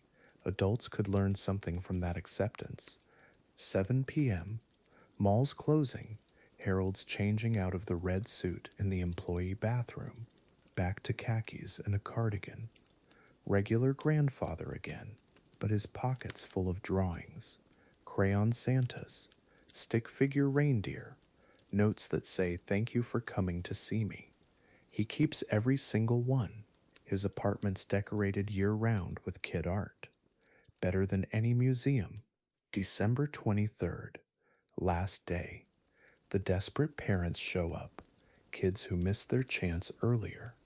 Harold stays 2 hours past closing. No overtime pay. Just can't disappoint them. Last kid of the season, 5-year-old Sophia, whispers her wish so quietly he has to lean in. I just want my daddy to be happy again. Harold's eyes water under the fake eyebrows. This job gets to you. What people don't see. Harold goes home and worries about Marcus, who seemed too grown up for 8, about Emma's goldfish question, about Tyler's fear, about Sophia's daddy. These aren't just customers, they're tiny humans carrying big feelings. And for 3 minutes each, Harold was the person they trusted with their deepest wishes. That weight doesn't disappear when the suit comes off. The other mall Santas know this feeling. They meet sometimes. Coffee in January, share stories, compare notes. Gerald from Eastgate had a kid ask for cancer medicine for his mom. Patricia from Westfield, yeah, there are Mrs. Clauses too, had twins who hadn't spoken since their parents' divorce, but spoke to her. These aren't just seasonal jobs, they're tiny miracles, one conversation at a time. Think about your own mall Santa memories. That scratchy beard, the way your legs barely reached the edge of his lap, how his voice sounded different from your dad's. Maybe you were brave, maybe you cried, maybe you asked for something impossible. But for those few minutes, magic felt real. Someone was listening. Someone cared about your wishes. That's what Harold and thousands like him create. Professional wonder. The malls go quiet after Christmas. Decorations come down. The workshop gets packed away. Harold goes back to being a regular grandfather. But somewhere, Sophia's drawing a picture of the Santa who listened. Marcus is being nicer to his little sister. Emma's telling her friends about goldfish heaven. And Tyler's not afraid of beards anymore. The magic outlasts the season. That's the real gift these Santas give. Hope that lasts past December. Chapter 11, The Art and Science of Tracking Santa. December 24th, 1955. Colorado Springs. A kid calls the wrong number trying to reach Santa. Instead of hanging up, Air Force Colonel Harry Shoup plays along. That one phone call, it accidentally created what would become the most beloved Christmas tradition you've probably never thought about. NORAD's Santa Tracker. Every Christmas Eve, millions of people around the world follow Santa's journey across time zones and continents. Think about that for a second. The most sophisticated aerospace defense command in North America, tracking a jolly man in a red suit. It started as a mistake, but they leaned into it. Hard. What began with one confused kid and one kind colonel became this massive operation involving hundreds of volunteers, cutting-edge technology, and families gathering around computer screens every Christmas Eve. The collision of military precision and childhood wonder. Here's what actually happens behind the scenes. Every December, NORAD's Cheyenne Mountain facility transforms. The same place that monitors airspace for potential threats suddenly becomes Santa's flight control center. Military personnel volunteer their Christmas Eve to answer thousands of phone calls from kids asking where Santa is right now. They have prepared responses, tracking updates, even Santa's current altitude and speed. Professional pilots talking about reindeer with complete seriousness. The technology is genuinely impressive. Satellite systems, radar installations, fighter jets, all theoretically capable of tracking one sleigh pulled by 8 reindeer. Of course, Santa's sleigh doesn't actually show up on radar, but the story they've built around it, masterful. They claim their thermal sensors detect Rudolph's glowing nose. Their satellites spot the sleigh breaking the sound barrier. Every detail crafted to maintain that perfect balance between believable and magical. The website launches every December 1st, noradtracks.org. Within hours, it's getting millions of visitors from every corner of the planet. Parents bookmark it. Kids count down the days. The interface shows Santa's current location, with little animations, him delivering presents in Tokyo, flying over the pyramids in Egypt, making his way across Europe. Each stop carefully timed to match local Christmas Eve celebrations across different time zones. Picture this scene playing out in millions of homes. Kids in pajamas, huddled around tablets and laptops. parents pretending to be just as excited as their children. Look, Santa's in Australia right now. The glow of screens in darkened living rooms, Christmas trees twinkling in the background, families creating this shared moment of anticipation and wonder, technology serving not to replace magic, but to amplify it. Modern storytelling at its finest. The educational component is brilliant. Kids following Santa's route inevitably start asking questions. Where is Madagascar? What time is it in New Zealand right now? Why does Santa visit some places before others? Parents find themselves explaining geography, time zones, international datelines, children learning about the world simply by following a fictional character's journey, education disguised as entertainment, geography lessons wrapped in Christmas magic, genius. Behind every answered phone call, there's a volunteer. Military families spending their Christmas Eve at NORAD headquarters, talking to excited children from around the world. Some calls are in different languages. Some kids are nervous, barely whispering their questions. Others can't stop talking about what they want from Santa. These volunteers, they're not just giving directions to the North Pole. They're preserving childhood wonder, one phone call at a time. The global reach is staggering. The tracker supports multiple languages. Kids from Japan, Brazil, Germany, South Africa, all following the same Santa. Cultural differences fade when you're watching that little sleigh icon move across the map. Different languages, same excitement. Different time zones, same tradition. The internet has made this a truly global Christmas experience. Santa as the world's first viral phenomenon, decades before anyone knew what that meant. Social media changed everything. Facebook updates about Santa's location, Twitter posts with photos of his sleigh over famous landmarks, Instagram stories tracking his progress, kids sharing screenshots of Santa flying over their city, parents posting photos of their children glued to screens, waiting for Santa to reach their neighborhood. The tradition evolved from phone calls to websites to social networks, but the core experience, exactly the same. The mobile apps take it further. Push notifications when Santa approaches your area, augmented reality features that let kids see Santa's sleigh in their living room through their phone camera, games and activities to pass time while waiting. The technology keeps advancing, but the emotional core stays constant. That anticipation, that magic moment when Santa finally appears in your region on the map, hearts racing, bedtime suddenly much more difficult. What started as one colonel's kindness became this massive annual operation. Corporate sponsors, partnerships with Google, promotional tie-ins with major brands. But somehow, it never lost that genuine feeling. Maybe because it's still run by volunteers.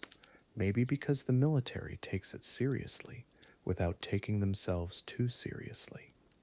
Maybe because parents remember being those kids, watching screens, waiting for Santa to reach their hometown. Tradition building on itself.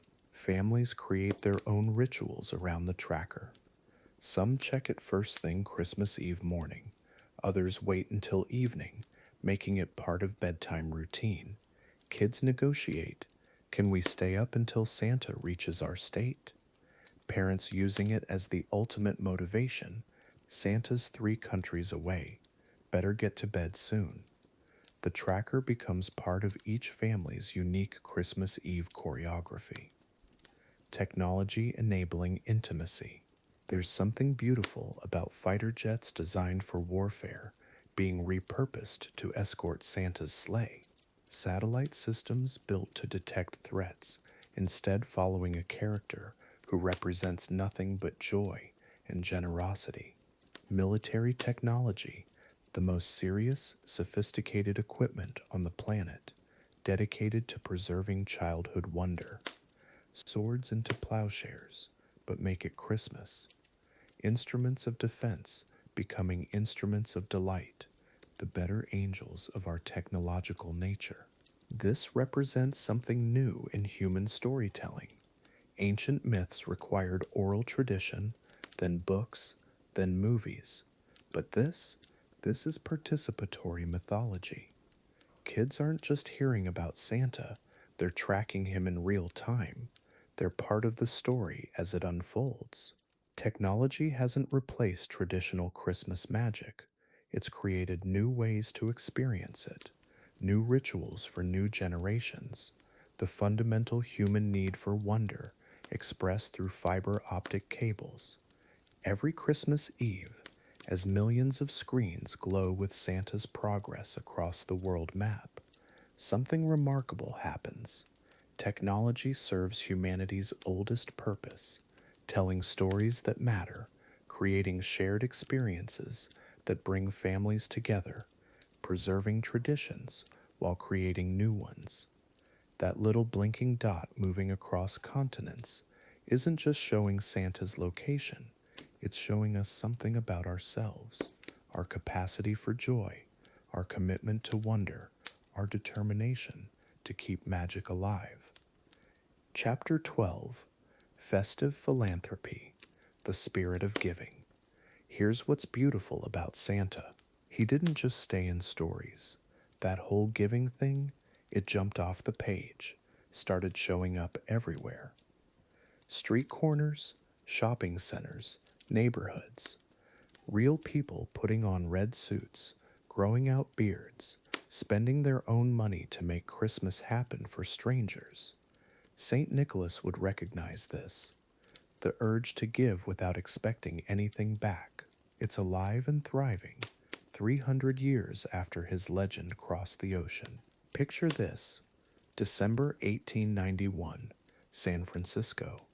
A Salvation Army captain named Joseph McPhee needs money for Christmas dinner, free meals for 1,000 poor families. He remembers something from his sailing days in Liverpool: charity pots hanging from iron tripods. So he grabs a crab pot, sets it up on the Oakland ferry landing with a sign, "Keep the pot boiling. First red kettle in America." No idea he was starting something that would spread to every corner of the country. Those red kettles multiplied fast. By 1900, they were everywhere. The ringing bell became Christmas music you could hear blocks away. But here's what gets me: it wasn't some corporate strategy. It was just people realizing this worked. Simple idea: stand somewhere, ring a bell, let folks drop spare change. The kettle doesn't judge, doesn't ask questions, just takes whatever you can give and turns it into Christmas dinner for someone who needs it. Then there's Operation Santa. Started in 1912 when the post office was drowning in letters addressed to Santa Claus. What do you do with thousands of kids asking for toys their families can't afford? Some postal workers in New York had an idea.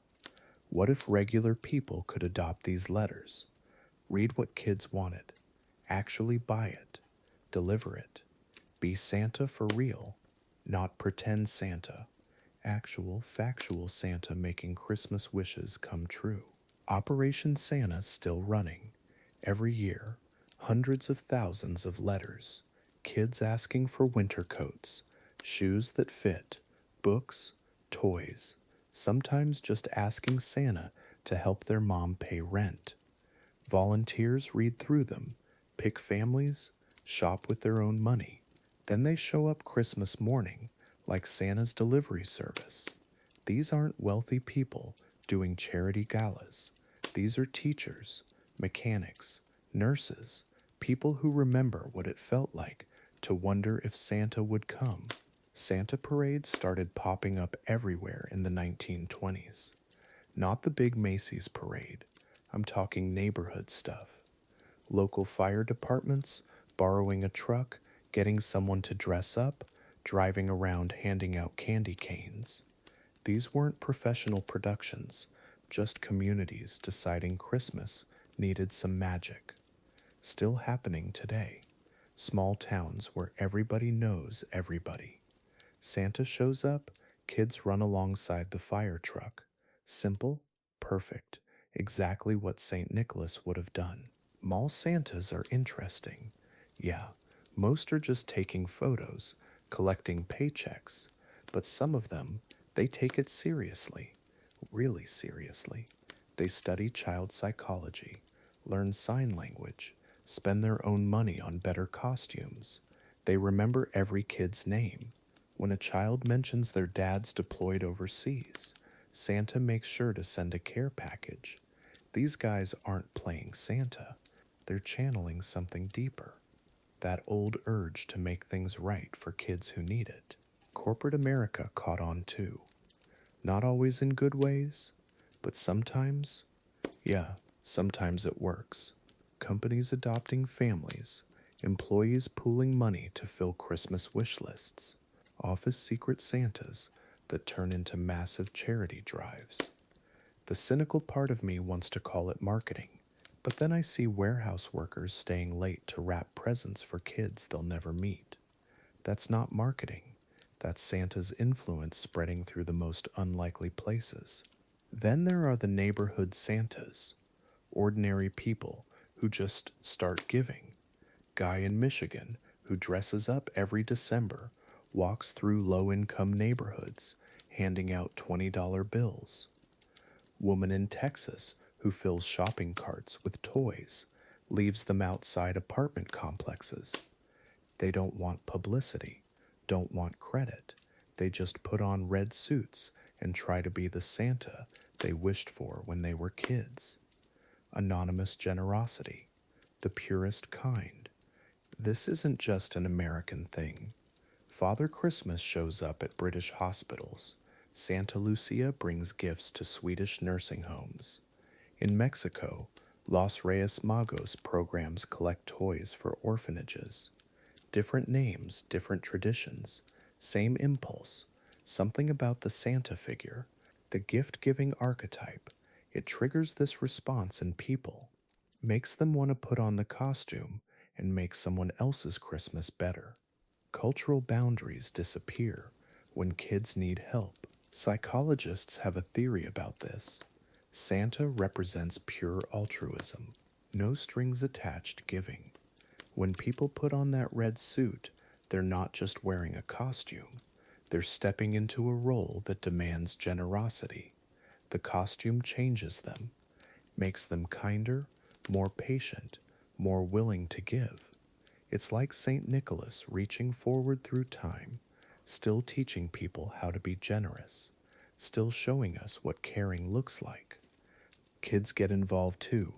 Elementary schools running toy drives, high schoolers dressing up as Santa's elves, visiting children's hospitals, college kids organizing secret Santa programs for homeless shelters. They understand instinctively what adults sometimes forget. Christmas isn't about what you get, it's about what you give. And when you give in Santa's name, somehow it feels bigger, more meaningful, like you're part of something that's been going on for centuries. This brings us full circle, back to that Turkish bishop in Myra, Saint Nicholas sneaking gold through windows, leaving presents without expecting thanks. His spirit didn't die when he didn't fade when his story crossed oceans and changed languages. It multiplied. Every red kettle, every Operation Santa volunteer, every neighborhood parade, they're all echoes of that first impulse to give, proof that kindness is contagious, that generosity spreads when you give it room to grow. Modern technology made it even easier. Online wish lists, GoFundMe pages for Christmas miracles, apps that connect donors with families in need, social media Santa challenges where people film themselves giving gifts to strangers. The methods changed, but the motivation stayed the same. That desire to be someone's Santa, to make Christmas morning magical for kids who might not get presents otherwise. Saint Nicholas using smartphones now. Same heart, new tools. The ripple effects are incredible. One person adopts a family for Christmas. Their kids see them wrapping presents for strangers, asking questions. Next year, those kids want to help. They tell friends at school. Teachers start classroom projects. Parents get involved. Within a few years, entire communities are participating, all because someone decided to put on a red suit and care about people they'd never met. That's how Christmas spirit spreads, one generous act at a time. This is what Santa Claus really represents, not the commercialized gift giver, not the reward and punishment figure watching from the North Pole. Santa is the part of us that wants to give without expecting anything back, the part that sees a kid's Christmas wish and thinks, I can make that happen. Saint Nicholas knew something we're still learning. Generosity isn't seasonal, but Christmas reminds us to practice it, to be someone else's miracle, to keep the spirit alive. Chapter 13, Santa Today, a Global Unifier. So here we are, 21st century. Santa Claus has traveled further than any ancient saint could have imagined. From that little bishop in 4th century Turkey to everywhere, every continent, every culture, every mall and street corner come December. But here's what gets me about this whole journey we've been on together. Santa didn't just survive all these centuries of change. He became something bigger, something that connects us all. Walk through any city in December. Doesn't matter if you're in Tokyo or Toronto, Mumbai or Mexico City, you'll see him. Red suit, white beard, that unmistakable silhouette. Kids pointing and squealing the same way in a dozen different languages. Parents snapping photos, the same scene playing out everywhere. It's wild when you think about it, how one character became this universal language of joy and anticipation, this shared cultural moment that crosses every border. Small town America still does the classic Christmas parade thing, fire trucks with candy canes, high school marching bands playing jingle bells, slightly off key. And there's Santa on the last float, waving to bundled up families lining Main Street. It's the same scene that's played out for decades. Generations of kids seeing their first Santa the exact same way their grandparents did. There's something beautiful about that continuity, that unchanged tradition in our fast-changing world. But then you've got the other extreme, Manhattan at Christmas. Rockefeller Center with its massive tree and ice rink, Fifth Avenue windows telling elaborate holiday stories, Times Square Santa, meet and greets that cost $50, London's Oxford Street turning into a glittering wonderland. These grand displays that cost millions and draw tourists from around the world. Same Santa, same message, just scaled up to match the city that never sleeps, or the empire where the sun never sets. What's fascinating is how Santa bridges all these different worlds. The quiet farmhouse where kids leave cookies by the fireplace, the high-rise apartment where Santa somehow makes it down a radiator, the refugee camp where aid workers dress up to bring gifts to children who've lost everything. Santa shows up everywhere because hope shows up everywhere, because the need to believe in something good that transcends borders, languages, even circumstances.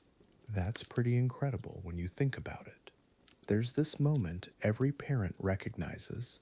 Your kid spots Santa across a crowded mall. Their face lights up. They get that wide-eyed look. Doesn't matter if they're 3 or 8. Doesn't matter if Santa's clearly wearing a fake beard and his suit doesn't quite fit. In that moment, magic is real.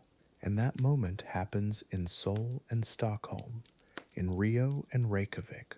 Same wonder, same excitement, same absolute certainty that something magical is about to happen. Of course, different cultures put their own spin on things. In Japan, Christmas isn't even a national holiday, but Santa shows up anyway. Japanese kids know exactly who he is. In Australia, Santa trades his heavy coat for board shorts sometimes, because July Christmas means beach weather. In Mexico, he might share the spotlight with the three wise men, but he's still there, still recognizable, still bringing that same energy of anticipation and joy that crosses every cultural line. And yeah, there's tension between the commercial Santa and the traditional one, between the mall Santa, encouraging wish lists, and the Saint Nicholas, who quietly helped the poor, between the Coca-Cola Santa, selling happiness, and the folk figure who just wanted kids to be good. But here's the thing, both versions are about giving, both versions are about thinking of others. The methods changed, the heart of it didn't. That's what survived all these centuries of transformation. Recent years brought new conversations about representation. What should Santa look like in our diverse world? Should he always be the jolly white guy with the beard? Can Santa be black or Asian or Latino? Can Santa be a woman? These aren't just academic questions. They're about who gets to see themselves in the magic, who gets to belong to the story. And honestly, these conversations were probably overdue. Stories evolve. They have to. Some people get defensive about changing Santa, like it threatens the magic somehow.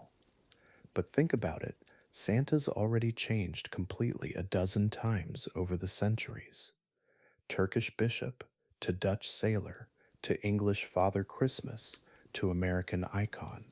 He's been tall and thin, short and round, stern and jolly. The magic was never about what he looked like. It was about what he represented, and what he represents that can look like anyone who embodies generosity and love. Different communities are creating their own Santa traditions now. African American families might visit the Black Santa at the local community center. Latino families might blend Santa with Las Posadas traditions. Jewish families might skip Santa entirely, but still appreciate his message of giving. None of this takes away from the classic red suited version. It just makes the story bigger, more inclusive, more representative of the world we actually live in today. That seems like growth, not loss. What stays constant across all these variations?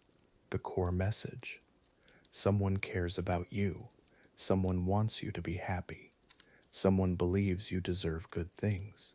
Whether that someone is Saint Nicholas, Sinterklaas, Father Christmas, or the modern Santa Claus, whether he looks like you or doesn't, the promise remains the same. You matter. Your joy matters. You're worth celebrating. That message transcends any debate about appearance or commercialization or cultural authenticity. So we come full circle back to St. Nicholas, that bishop in 4th century Myra who started this whole thing by dropping gold through a window. He couldn't have imagined shopping malls or department store Santas or global supply chains delivering Christmas magic, but he'd probably recognize the heart of it, the impulse to give, the joy in surprising someone with kindness, the belief that making others happy makes the world a little brighter. Those impulses haven't changed at all. Nicholas didn't set out to become a global icon. He just saw people in need and helped them, quietly, without expecting credit or recognition. The legend grew because people needed that example. They needed someone who proved kindness was possible, who showed that giving felt better than getting, who demonstrated that small acts of generosity could change lives. Every Santa tradition, no matter how different, traces back to those same simple virtues: compassion, generosity, love in action. That's why Santa works across every culture and continent, not because of the red suit or the reindeer or the North Pole workshop, because giving and love are universal languages, because every culture values generosity, because every child deserves to feel special and cared for, because every adult remembers what it felt like to believe in magic. Those aren't American or European or Christian values. Those are human values. And Santa, however he looks or whatever he's called, carries those values forward.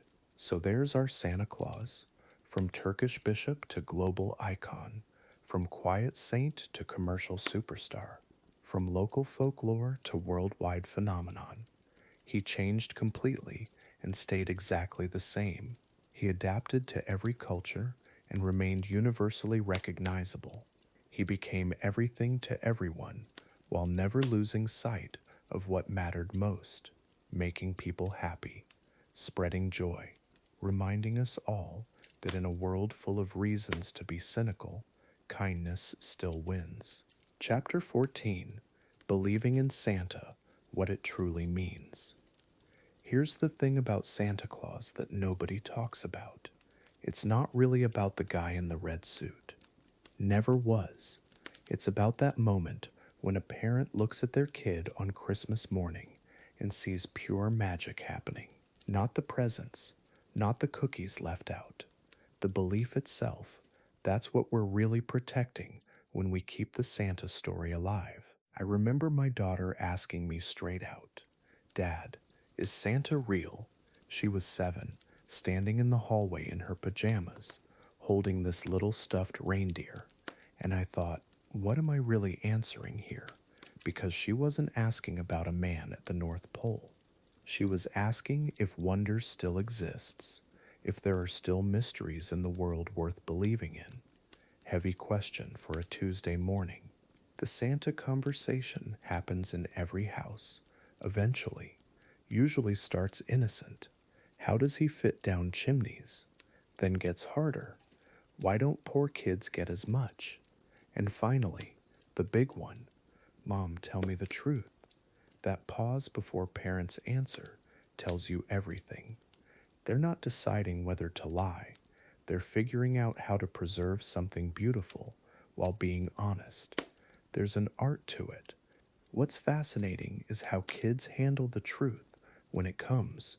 Most don't get angry about being lied to. They get it. They understand, almost instinctively, that some stories are bigger than facts. Santa becomes this shared secret between them and the adult world. They start protecting the magic for younger kids, become part of the conspiracy. It's kind of beautiful, actually, this gradual initiation into wonder keeping. There's this moment every parent recognizes. Your kid stops believing in Santa, but still wants to pretend. They'll leave cookies out, even though they know you're eating them. Set up the milk glass just so. Wake up Christmas morning and act surprised. They're not being fake. They're choosing magic over cynicism, teaching us something about faith that has nothing to do with Santa Claus. Think about what we're really teaching when we do the Santa thing. It's not about rewards for good behavior, though that's part of it. It's about believing in generosity that expects nothing back, about magic that works best when nobody's watching, about the idea that someone somewhere is thinking about your happiness. These aren't childish concepts. They're pretty sophisticated ways to think about how the world could work. I talked to this grandmother once. She'd been doing Christmas for 60 years, raised 5 kids, now had 12 grandkids. Asked her what Santa meant to her now. She said, "He's the part of me that still believes people are basically good, that still gets excited about making others happy."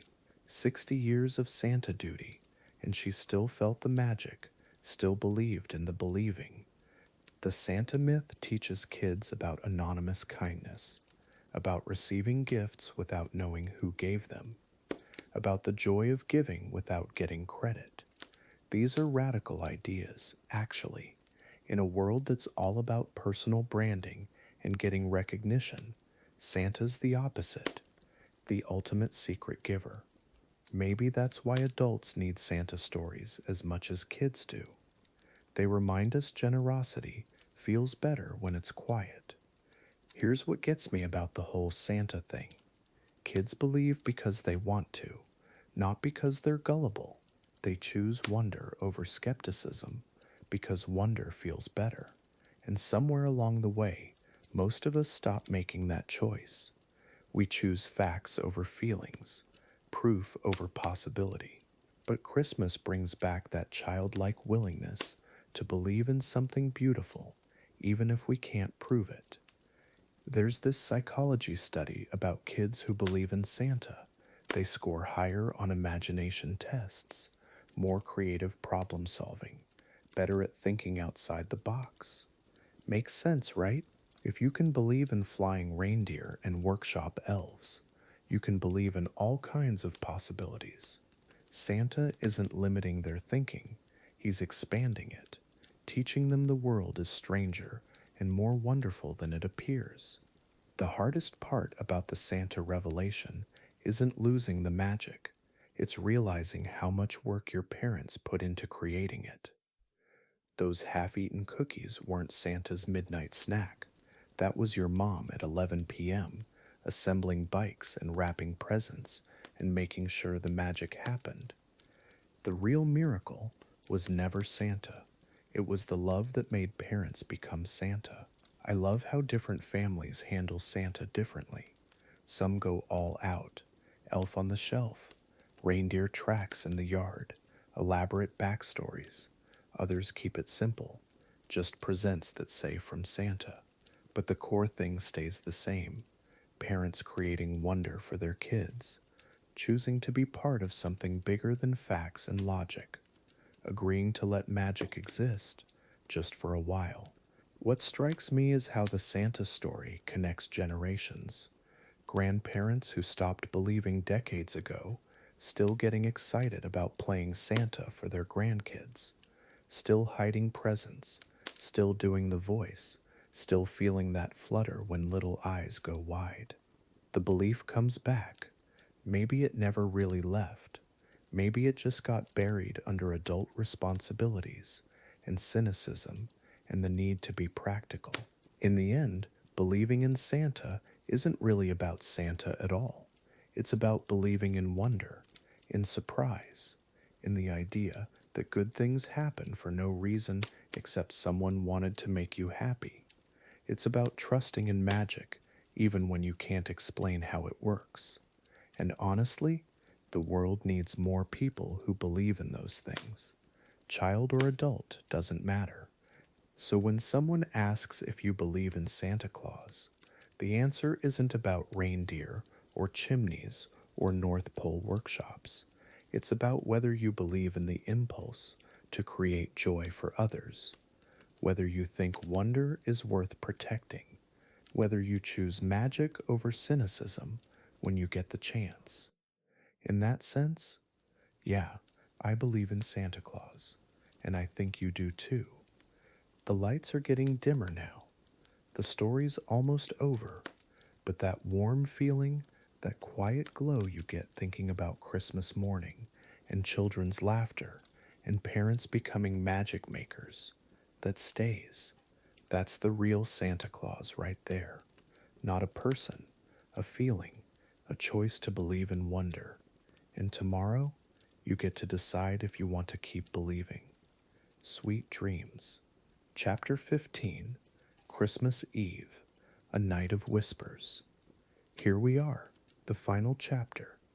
Christmas Eve has this quality, this weight to it, that no other night carries. There's anticipation hanging in the air like frost on windows. Every sound seems muffled. Every breath feels sacred. Tonight, time doesn't move the same way it does on regular nights. Tonight belongs to magic. You know that feeling when Christmas Eve finally arrives?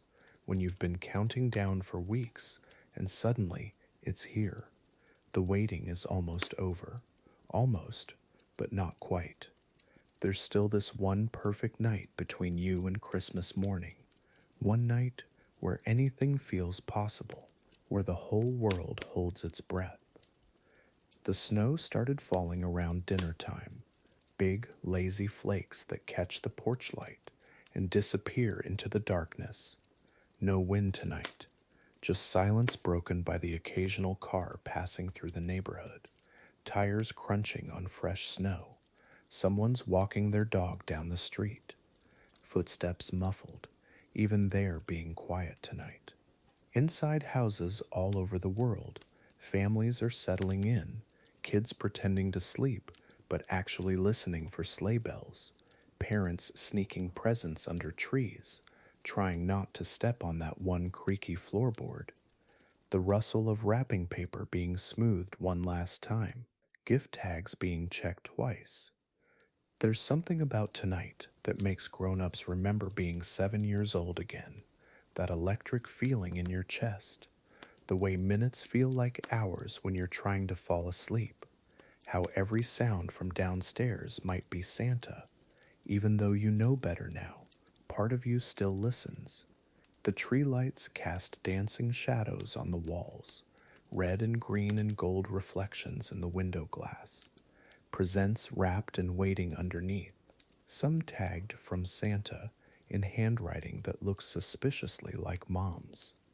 But tonight, we pretend not to notice those details. Tonight, we believe again. Listen, can you hear it? That Christmas Eve quiet. It's different from regular quiet, deeper somehow, like the whole world agreed to whisper tonight. Church bells in the distance marking 9 o'clock, a train horn somewhere beyond the hills. Even the furnace seems to hum more softly. Cookies left on the kitchen counter, a glass of milk that'll probably be warm by morning. Carrots for the reindeer on the front steps, already dusted with snow. These little rituals we keep alive. These small acts of hope and magic that connect us to children we used to be. Time moves strangely on Christmas Eve. Minutes drag by when you're a kid trying to fall asleep. But for parents, the evening flies past. Last-minute wrapping, stockings to fill, batteries to insert into toys, the sweet exhaustion of making Christmas happen, both sides watching the clock for different reasons. Somewhere a grandfather clock chimes 10 times. Another hour closer to morning, another hour closer to Christmas. But for now, there's still this perfect in-between space. Still time to wonder, still time to hope, still time to feel that flutter of excitement that never really goes away. The wind picks up just slightly, tree branches tapping against windows like fingers drumming impatiently. Or maybe like hoofbeats on rooftops. Just your imagination, of course. But tonight, imagination feels more real than usual. Tonight, the impossible seems closer to possible than any other night of the year. Houses glow warm against the cold night, yellow rectangles of light in dark windows. Families inside, together. Some reading stories, some watching old movies they've seen 100 times, some already tucked in bed, dreaming of morning, each home holding its own small piece of Christmas Eve magic. You know what makes this night perfect? It's not about the presents waiting under trees, not about the cookies or the stockings, or even Santa himself.